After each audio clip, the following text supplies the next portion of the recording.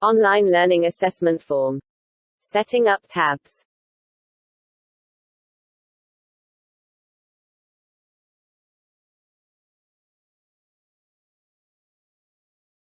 The tab field serves as the title tab of the assessment form page.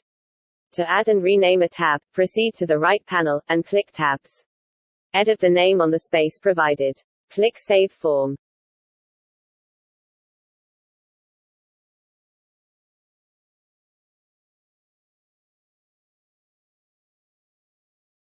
To add another tab, click Add New. Rename the title of the tab.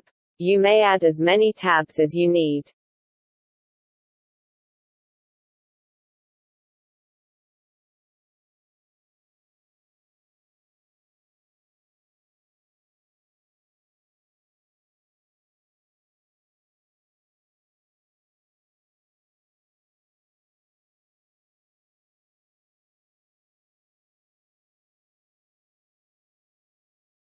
Tabs can also be rearranged. Use the arrows beside the title of the tabs to rearrange them to their correct position.